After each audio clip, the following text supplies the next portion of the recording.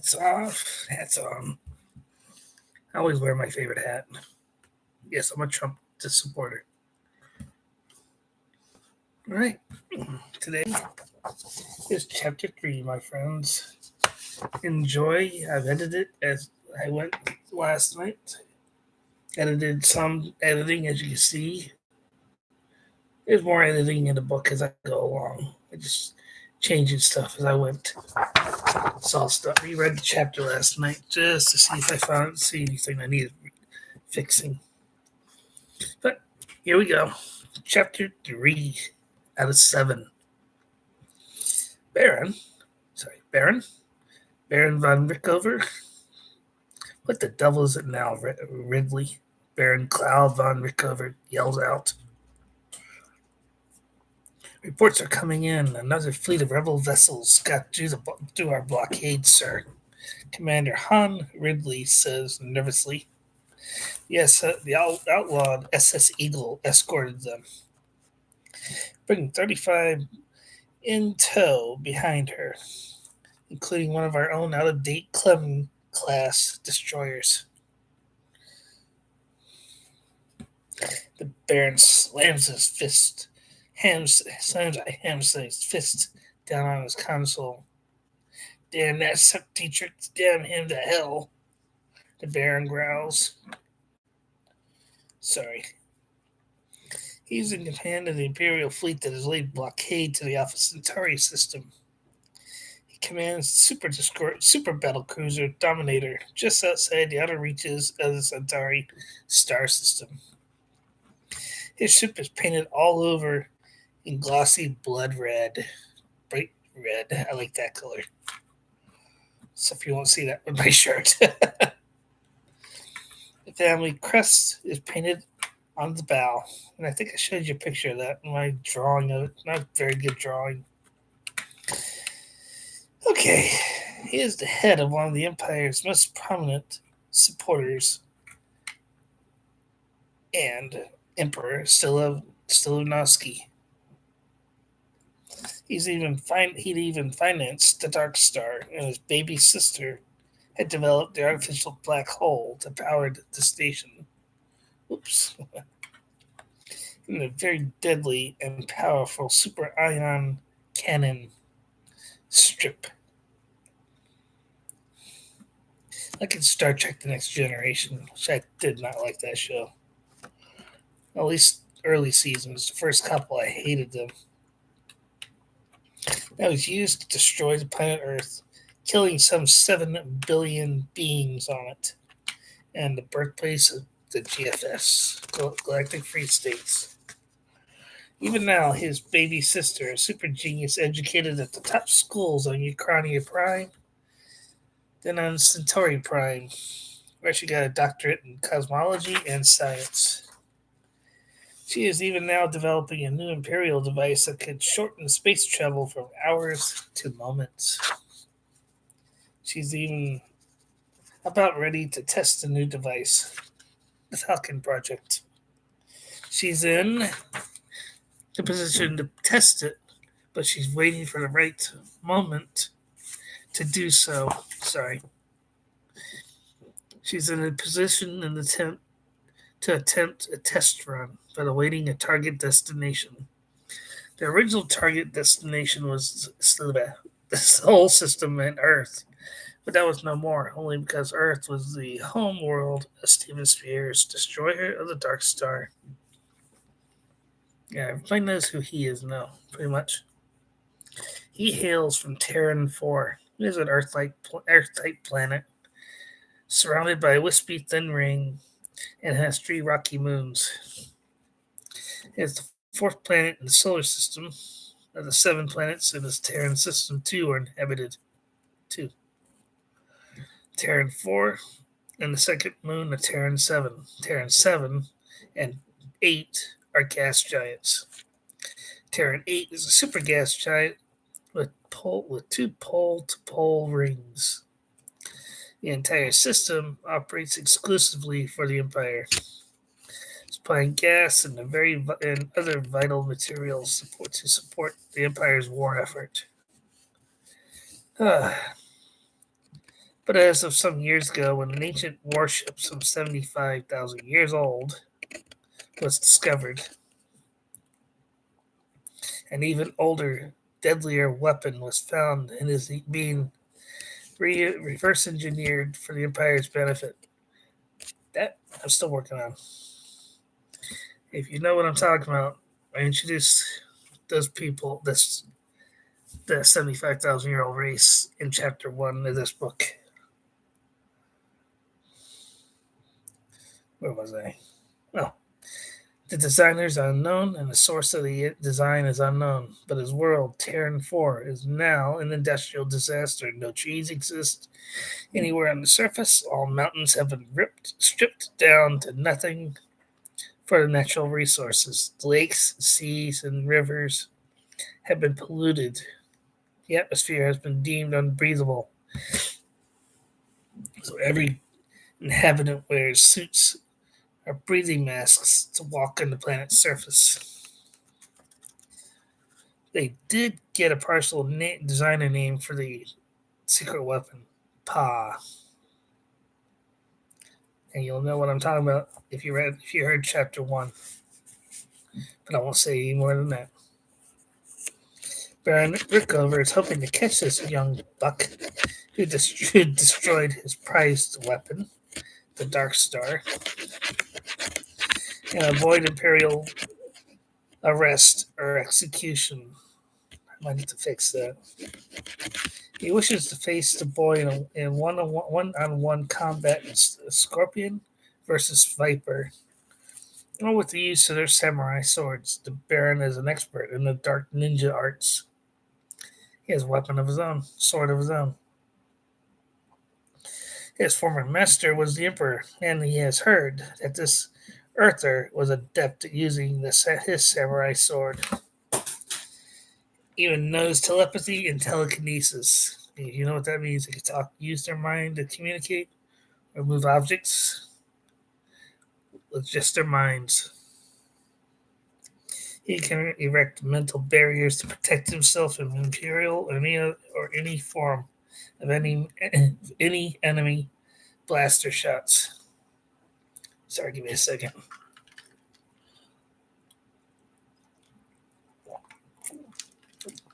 A good drink.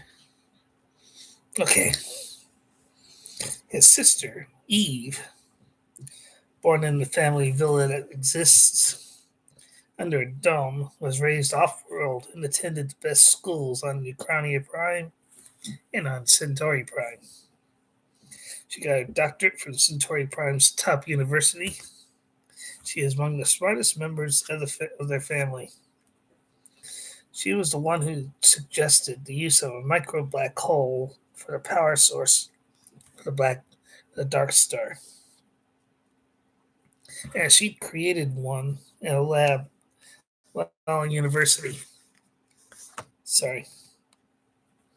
Thankfully, it did not destroy everything in sight. Now, this pet project of hers is Falcon Project. It is the Falcon Project. He has no idea what it does. However, he does know it'll shorten hyperspace travel from hours to moments, allowing travel from one site to another in mere moments, seconds. He does have another brother who is a member of the Imperial Starfleet. Excuse me. He is a commander on the Dominator, and he has another brother who's a captain on a second battle cruiser. Eve has a test fleet of Imperial. Can't talk.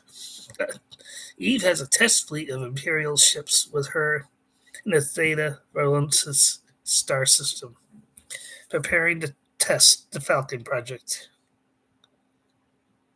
Okay. Sorry, gotta read something here.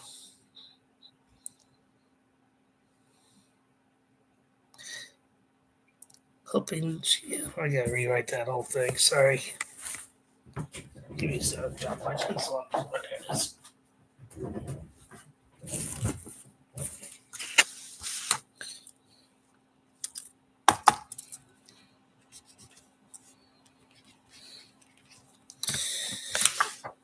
Okay, I have to rewrite one more thing in that. She will initially conduct the test here at Centauri Prime. However, the rebels then won a great victory over the Imperial forces, ending the blockade of the system. Whoops. All thanks to sudden arrival of 20-mile across silver saucers. But plans have changed to target Beta Geisel, which is nearly 100 light years away compared to the 75 light years for the Centauri Prime system. Alright, give me a second. I gotta give me something to drink. I missed the change I need to make in my book. I'll fix it later. RONI, Rebel Office of Naval Intelligence, has intel that the Empire is getting ready to test a new secret weapon against Beta Geisel. Colonel Nia B. Horn says as she stands at the head of a large conference table. The only thing we have on it is called the Falcon Project. Yeah, let's fix that. I fixed everything.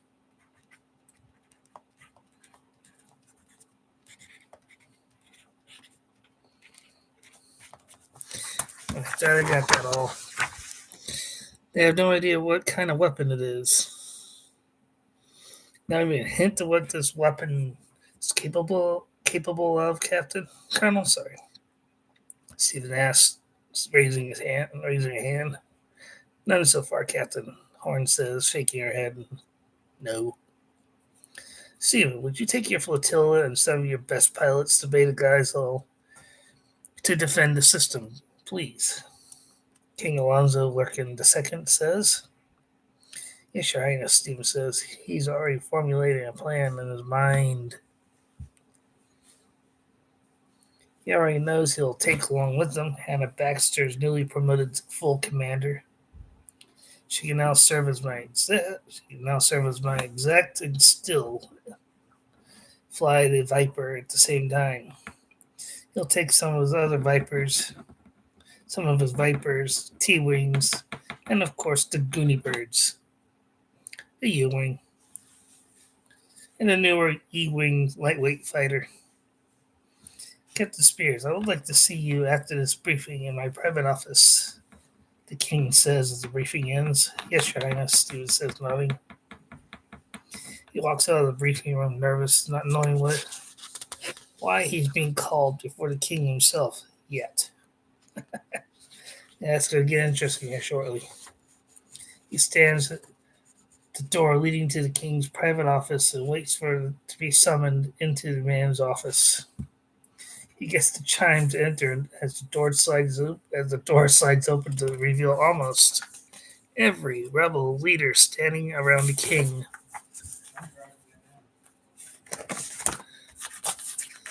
Seated at his large desk, all looking serious, and a smile in the room. Sit down, Captain, King says, pointing to an empty chair in front of the desk. Am I in trouble, Your Highness? Stephen asked, concerned. Not at all, Admiral. Grand Admiral Theta Bondaman, a Centauri Prime says, smiling. He is the highest ranking member of the rebellion, one of the founding members to boot. After lifting of the blockade, thanks to you and many other brave officers and pilots, we sadly lost Fleet Admiral Burm in the final battle, and none of the other commanders would take his place. They said they would only serve under one flag officer, and that man was you. You lead from the front, do not take no for an answer, and you let your officers under you use initiative. Not many commanders do. As Stephen sits there, his mom and dad come out of hiding to pin Admiral rank badges on his collar. This is not an honorary rank. You earned it, Stephen. This will take effect immediately as well. Take your fleet out to protect Beta Geisel. Do what you do best. Lead from the front. Yes, sir, Stephen says as he rose to his feet and started for the door. He does walk to the ready room where most of his command sits and waits. He floats on a cushion of air all the way, being saluted by colonels and captains along the way. Hannah meets him along the way, who's shocked to see the new rank badges on his collar. Admiral, she says, asks, shocked. Yep, he says, she as shocked as she was. Yeah, it's not honorary either. You earned it, Skipper, Hannah says, smiling as they enter the briefing ready room for the entire fighter defense of Alpha Centauri. Attention, Rena calls out as she sees him, but her eyes go wide at the sight of the Admiral badges on his collar. Admiral on deck.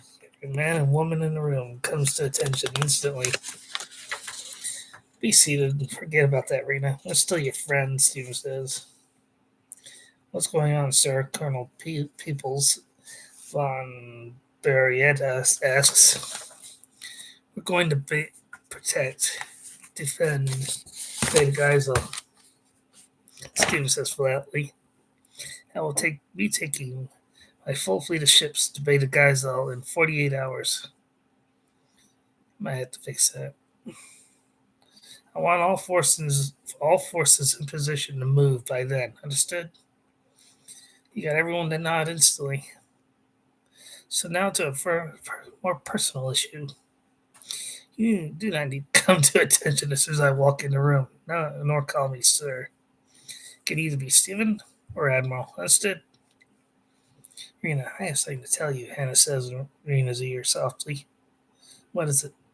Rena asks. Can it wait? Yes, sir. Yes, sir, Hannah says. I'm sorry. Speaking softly in my own voice. The briefing is brief and concise as everyone is familiar with the new young admiral. Some have served alongside him. Hannah and Rena remain to talk in private. Stephen steps out to let them have their privacy. She hears a muffled scream as they whisper along. Stephen, can I have some time off from the war, sir? Rena asks as she and Hannah walk out to join him. Tears filled her eyes. Of course, Rena. Stephen says, seeing sorrow in her eyes. My stepsister was killed in the final battle for Centauri Prime, Stephen. Rena says she was killed when her own Viper self-destructed from an internal explosion. Except Dietrich had recruited her little sister in a previous trip to Geisel Cloud City. I'm so sorry, Rena. Stephen says, resting your hand on her shoulder. Take as long as you need, friend. We'll take you home to your family, my friend. This is news that should only be shared with a close friend in private. She was a good pilot too, Rena, Hannah says, reassuring Rena of what happened. How good was she? She had 10 confirmed kills in 2 battles she was a part of. I was even her leader for both battles too, only to die during her 3rd sortie. Thank you for being honest, Hannah. Dina spoke highly of you, my friend. She was loved by other pilots too, Rena, Hannah says. Okay. Make sure I'm not skipping a page by accident.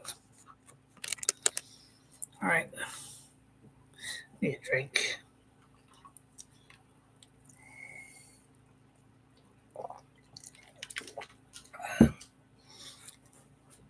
Let's go to Dietrich's for drinks on me, Stephen says, offering his condolences. They enter the pub, and here it's rocking as usual. They get drinks and join Sepp at his private booth. Julia is with them as she works on her training with Natuk and 2 fellow samurai warriors. As I told you, he's recruited.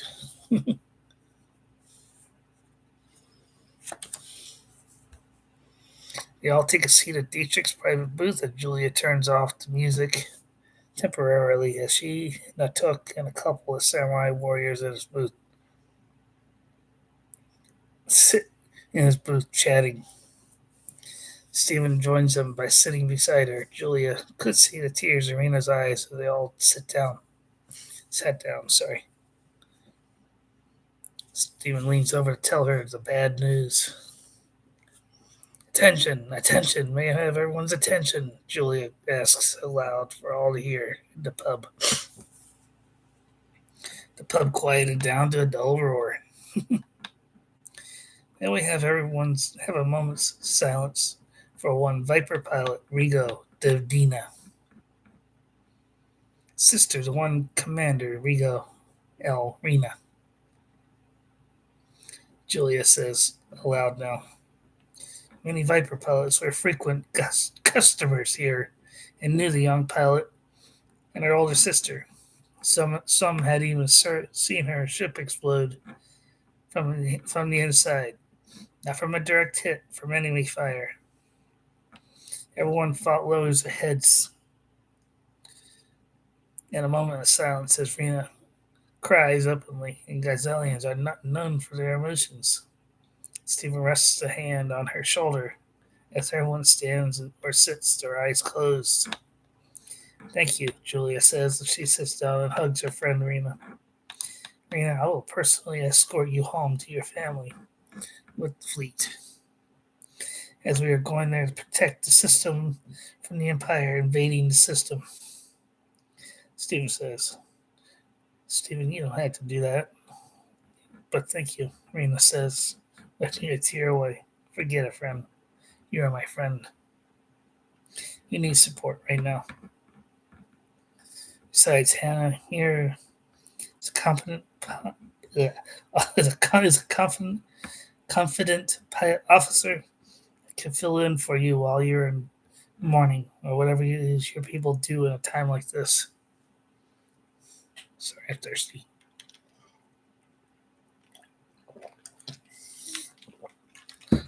I got this. No way. We mourn, Stephen, Rena says. I did not mean to offend you with how I said that, Rena. Stephen says. I never took offense to you, Stephen, Admiral. Rena says. I know what you said was out of sympathy for me, and I thank you. Okay. I'm also going to give you and Hannah promotions, Captain Rigo, Commander Baxter. He hands the two officers their new rank badges. By the way, these promotions are permanent. You've earned them, friends. Stephen says, and they take effect immediately. Do you still get the lead from the cockpits? Do we still get the lead from the cockpits of our Vipers? Hannah asks now. Of course you do, Hannah, as do I. Julia, when I get back from this operation, we will go to Mars, to the face.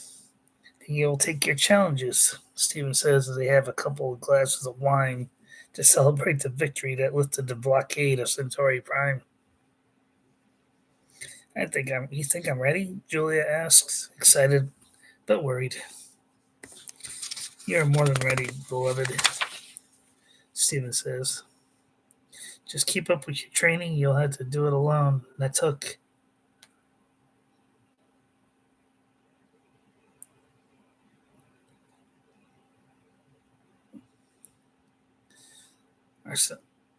Natuk and our samurai friends will have to accompany me to Beta Geisel, all of them. I might change that. I think I changed that. I forget. I understand, Master, Julia says, excited that Stephen thinks she's ready.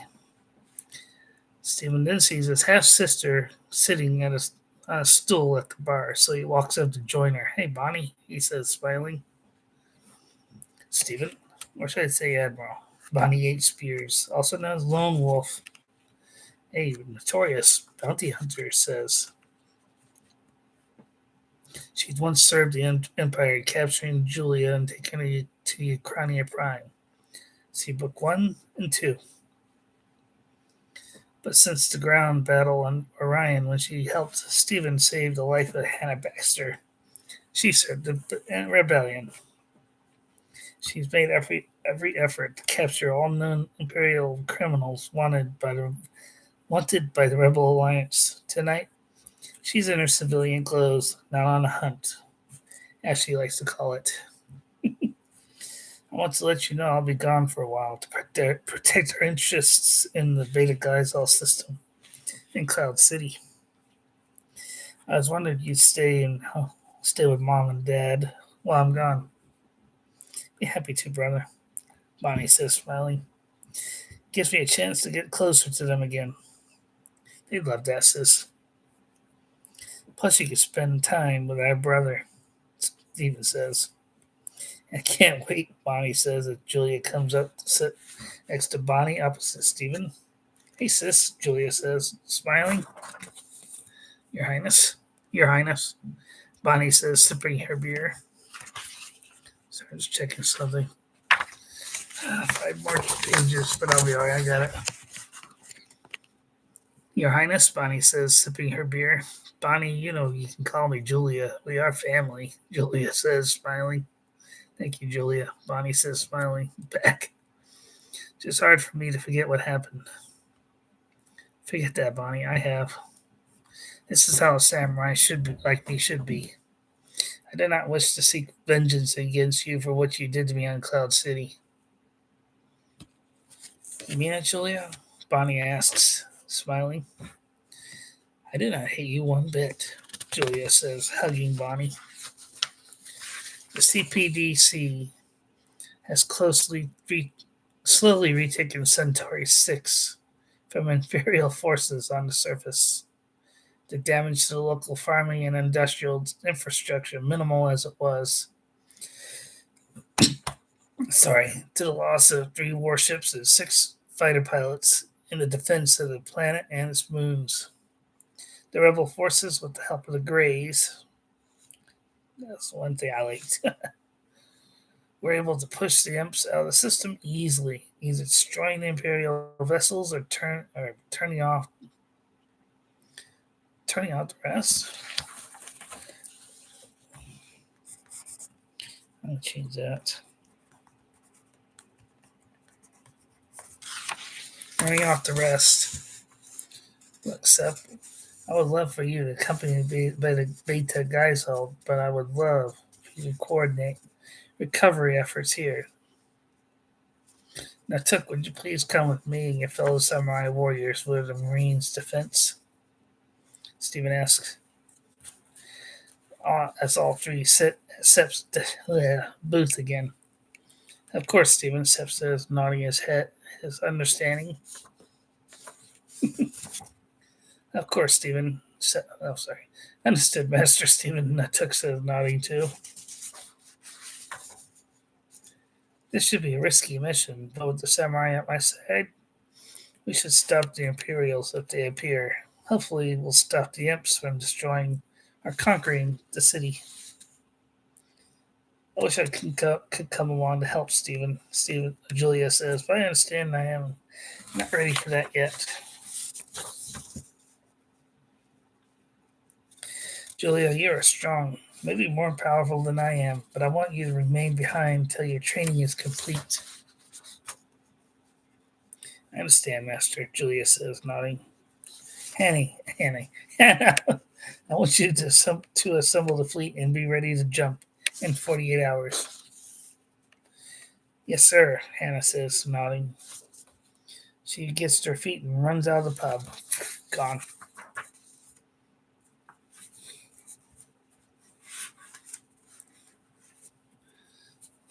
Rena, you're on personal leave. Thank you, Stephen, Rena says, nodding as she wipes away a tear.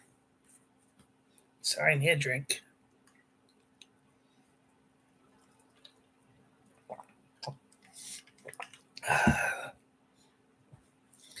All right. Admiral on the bridge, Hannah says as Stephen and she walk onto the bridge of the USS Hornet. As everyone on deck rose to their feet to face the Admiral as he exited a lift at the rear of the bridge. As you were, people, Stephen says as he waves off salutes. Everyone knew what kind of commanding officer he was, not a strict, hardcore admiral who lives by strict naval regulations. He should, but he doesn't. Yes, he is an admiral and commands a fleet of warships now assembled around his Hornet. He also commands a fleet of some 400 Y wings, U wings, some T wings. A little change, and should have done that already. And along with the newer E wing. He is also the youngest admiral in the history of the rebellion, but also one of the most excellent fighter pilots to strap a Y wing on. Excuse me. Okay, Captain Horn, I am putting you in command of the fleet, going to Beta Geisel. Steven says as he looks to the captain seated in her center seat. I shall take my place at the front of the fighter fleet, as will Commander Baxter. Yeah, aye, sir. Captain Ella Horn says, nodding for her understanding. Stephen and Hannah take the lift back down to the ready room to dress in flight suits and grab their flight helmets. Then they rush out to the hangar bay where their two Vipers await. They climb into the cockpits as the ground crew connects them to the power source and secures them in the ejection seats. As Stephen dons his new flight helmet, which features a built-in heads-up display HUD integrated into the whole faceplate over his face. The old-style HUD mount on the cockpit. What do you call it? I forget. Also, the console in front of him. The old-style HUD mount is now a thing of the past, but the glass panel in front of him is fully up and idle. Behind him and below him, a lot behind and below, is two J318s are rumbling in idle mode. Tiger 4 to all flights, be ready to jump in hyperspace in 30 seconds.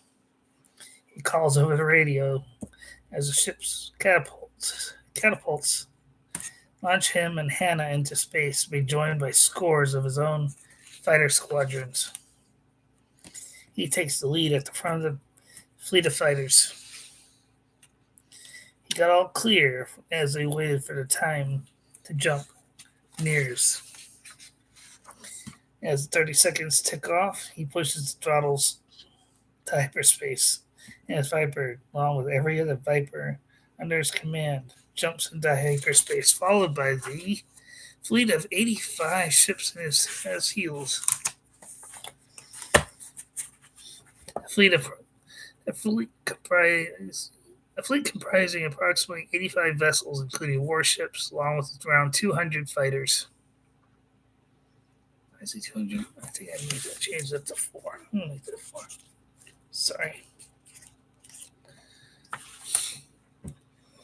I think I did that. Here we are, friends. Beta Gazo. Steven says as he emerges from hyperspace and orbit around the gas giant Beta Gazo. To be met by another fleet of rebel vessels and their escort fighters, and a shuttle approaching the flight deck of the Hornet. He and Hannah land on the flight deck of the Hornet to meet with the Baroness, who is most likely the passenger in the shuttle. Welcome aboard, Baroness. Stephen says the Baroness Guilford J. Barra walks down the rear loading ramp of the shuttle as he, Rena, and Hannah greet them. Admiral, welcome back to Geisel City. She says, smiling, what's with sudden interest in my system? Imperial forces are planning something against your city and people, Baroness. Stephen says, Baroness can tell that something was wrong with Rena. She was not in uniform and she looked sad. Sorry. Stephen leads them all to his private quarters here on the Hornet and his office. He offers everyone a drink as his fleet maneuvers into position around the massive carrier.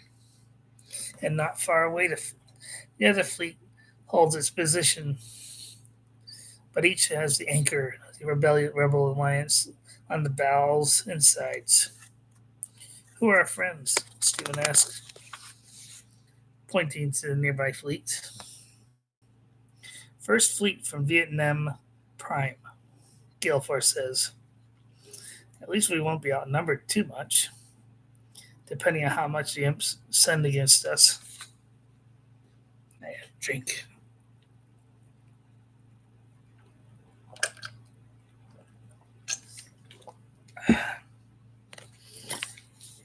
Pleased to meet you, Commander. Pleasure to come to assist you too, Admiral Spears. Grand Admiral Vin Tal Kai says. Stephen can see the Oriental lineage of the Admiral's people. His people come from another world where the Asian lineage was prevalent, having settled on this planet centuries ago. They have massive shipyards on the planet's surface and in orbit that can construct a warship, in a matter of weeks, compared to the months by the rebel shipyards and imperial shipyards alike. Skeleton crews can run new ships in most cases. The Admiral outranks Stephen in rank and age. Do I answer to you, sir? Stephen asks. I was told and given orders that I'm answering to your orders, sir. Admiral, sir.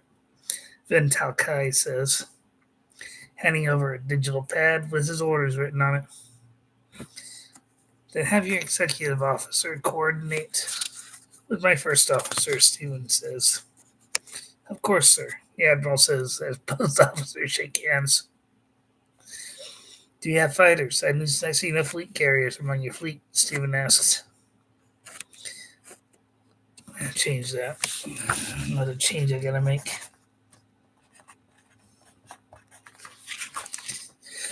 Okay. Mostly escorts for the warships, 75 in all, Tal Kai says. I have 200 on the Hornet, plus the escorts for each ship. Plus I have another disassembled Vipers in storage, plus the pilots for them, me included. I have heard that you are an admiral who leads from the front, not command from a desk, so to speak, Tal Kai says. Hopefully we'll have enough to defend Geisel City, Stephen says. Does Aro and I have any idea what we're facing? Tal Kai asks. None so far, or when, Stephen says. Hopefully we can hold them off with what we've got. Well, from where, sir? Tal Kai asks and says. No idea, Stephen says as Hannah walks in and comes to attention. As you were, Hannah. Stephen, I've gotten word another fleet will arrive within the hour, Hannah says, handing Stephen a data pad. Then moments later, a fleet of approximately 30 rebel ships drops out of hyperspace near Stephen's fleet. Stephen sees the crest of the Epsilon Indy system on the bow of the lead boat, a massive carrier vessel. Okay, Admiral, the lead ship is hailing us, sir, comes a response. A moment later, over the desk intercom. Put him through, Commander, Stephen says. On screen, sir, comes a response. Admiral Spears. I am Commander Zel Dekan of Epsilon Indy High Command. At your service, sir, a woman says as her face appears on a monitor in Stephen's office. We're here to help defend Beta Geisel and Geisel City. Thank you for coming at such short notice, Commander, Stephen says, nodding. The Epsilon Indy government could not ignore the crimes committed by the Empire any longer, sir. The Khan says, which would come to the aid of planet Earth in time, But that was a tragic error on our part, an error we will not let happen again. I have been ordered to take orders from only you, sir. What's done is done, Commander, Stephen says. We're happy to have you along for the ride, so to speak. Please have your executive officer coordinate with Commander Baxter here. We will also then coordinate with Baroness Guilford, Geisel City for planetary defense. Sorry, yes, break time.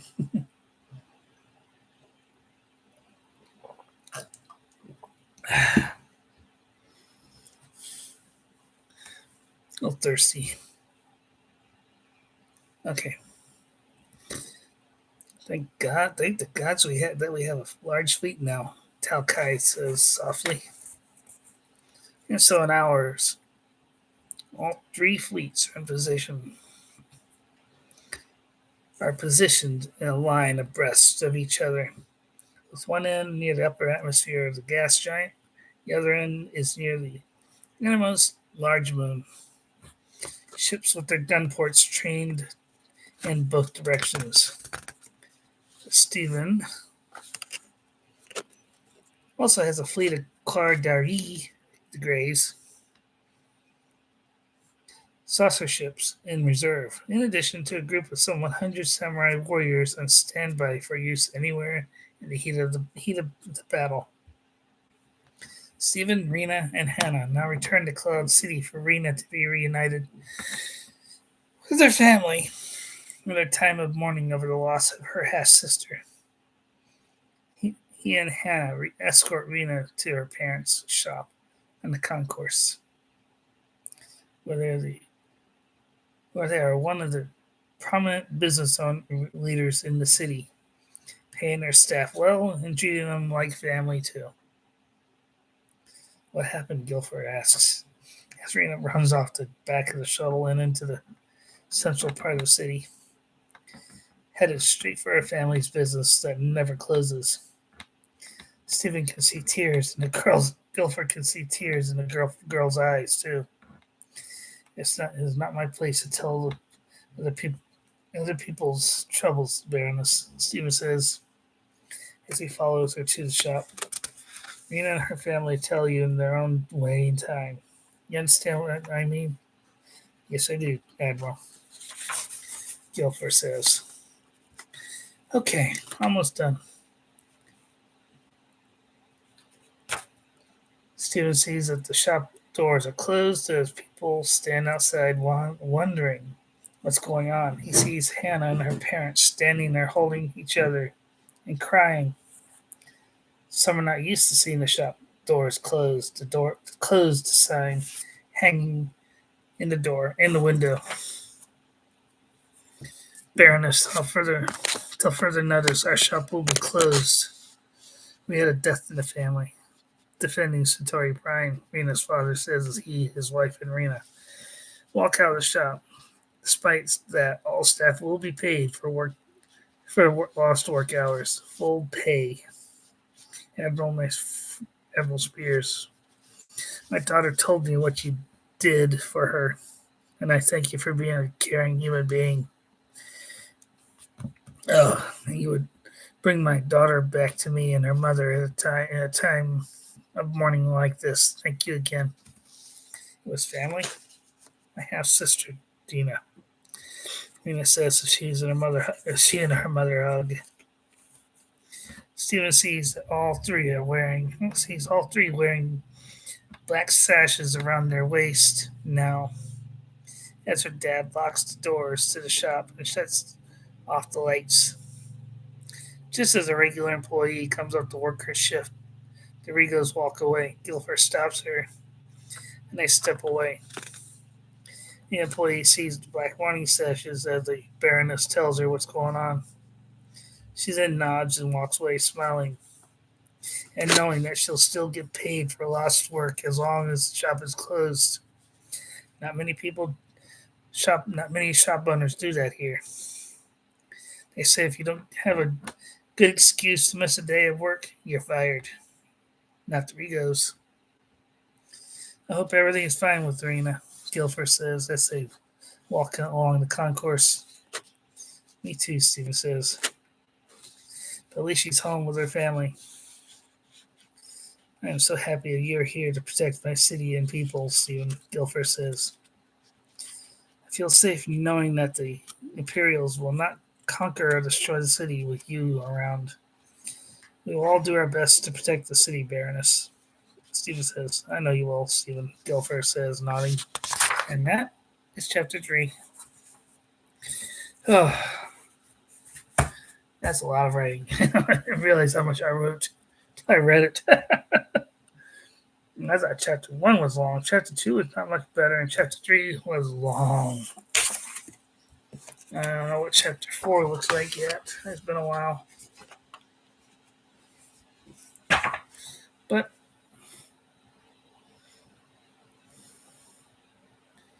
45 minutes to read one chapter.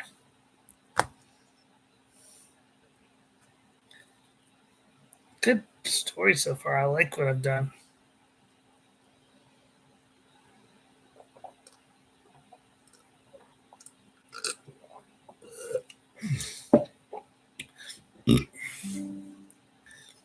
Oh, I hate this.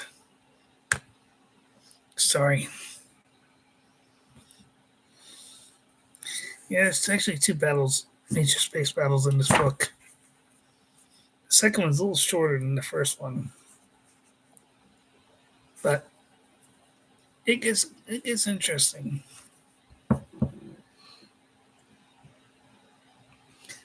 Beta Guy's House is gonna have a lot of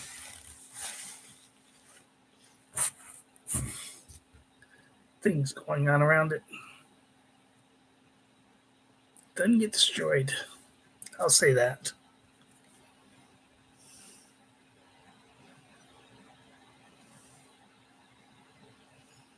But I'm guessing that's all I have for today. I want to thank you for listening. If you liked what I read, please give me a thumbs up. If not, thumbs down. Either way, please, if you liked it or you have any suggestions I can do to improve, leave me a comment. I try to listen to all comments, good and bad. I haven't had any bad comments.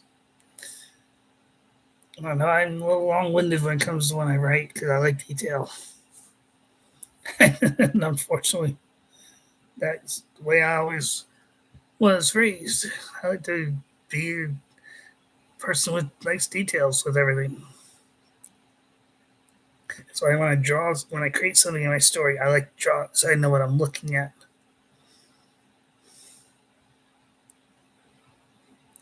But guessing no one came on today.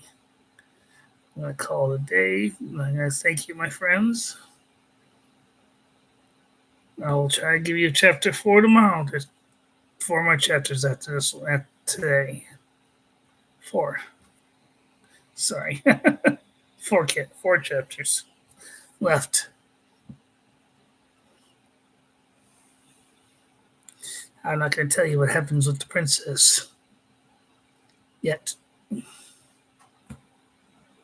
But it goes well for her. And I'm glad that you guys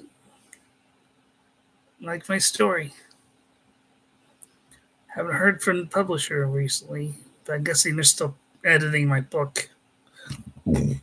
Excuse me, sorry.